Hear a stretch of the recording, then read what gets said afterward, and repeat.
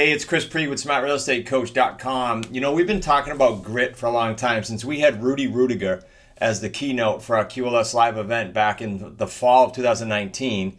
And then we coupled that with the book called Grit. Since those two things came together, and then we've been wearing the shirts with Grit, we've been talking about this now for over a year. So when I had David Nurse on my podcast recently, he is a life optimization coach. He's coached over 150 NBA players. He's quite a focused and dialed in individual in a lot of ways. And I've got a clip here I want to show you from our interview live. And it's just a short clip, but I asked him about grit because we had never met. So here we are talking about grit for over a year. I have him on my show. I read his book called Pivot and Go, which is amazing. He uses the word pivot in there a lot. We do too. He uses the word grit in there a lot. We do too. Listen to how he defines grit and then think through what you're going to do to position yourself to launch into 2021 like you've never, ever, ever launched a new year before, so that you can position yourself and your family financially and in every other way to design your lifestyle. And we're doing our best to cue that up for you. We've got a Black Saturday event coming up on November 28th to allow you to position yourself with us in the Wicked Smart community like you've never have been able to before. So pay attention to that. And then as that culminates to the end of the year, you have an opportunity to partake in a virtual event.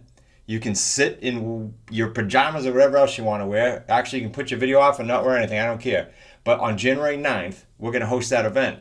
And it's going to set you up specifically to know what it means to take full advantage of grit after you hear David define it, and to be with us and launch into 2021.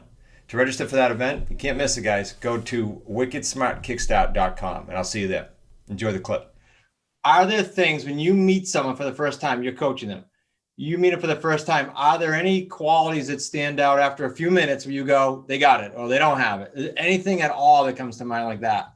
Definitely. So it's what I call with NBA players, do I drag them to the gym or do they drag me to the gym? And that's the biggest difference maker. They're literally like, I'll consult for NBA GMs on pre-draft players, and I'll tell them, this guy, yeah, he's got that. He drags me to the gym. Because it's the difference, honestly, is in being interested.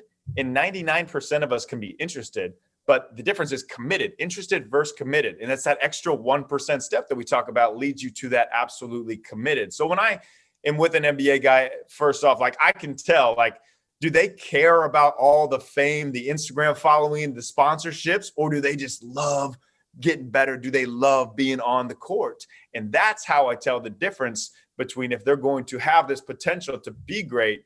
Because I've been around a lot of really, really talented players, yeah, but guys that just didn't want it that bad. They didn't want to be the best they could possibly be, and they burnt out. And that's why it always comes back to the first question that we were talking about, where if you get this success, these sales too fast, like you're going to burn out. You haven't built up that foundation. But these guys who will put in the day after day after day, what I call the unseen hours, where it's no lights are on you, no cameras or anything, but they're putting in this daily grind, this daily work. Those are the ones that will have that longevity and that success in their career.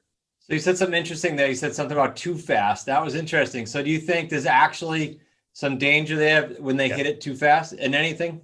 Yes, in anything. I think there's danger. If you get success before you've built the foundation, you're going to crumble. Like even for myself, I became an NBA assistant coach at 27 years old. Like I worked my butt off to get there, but it's probably too early. In like I like if I was there now, I'd be so much better. And I burnt out quickly because I thought it was about me and not about how I could just pour into the players as much as I should have. So yes, anything like it drives people nuts when they see others get this success when they know they haven't put in as much work. That's okay. That's going to happen. But no, they're going to burn out in the long run. You're going to be so much better off. Yeah, I love that. I've never heard it said that way, but I love it because I always tell people they can't outgrow, their money won't outgrow them. Their success won't outgrow them. And so it'll come back down at some point. Can't fake it out. Yeah, I like that. Yep.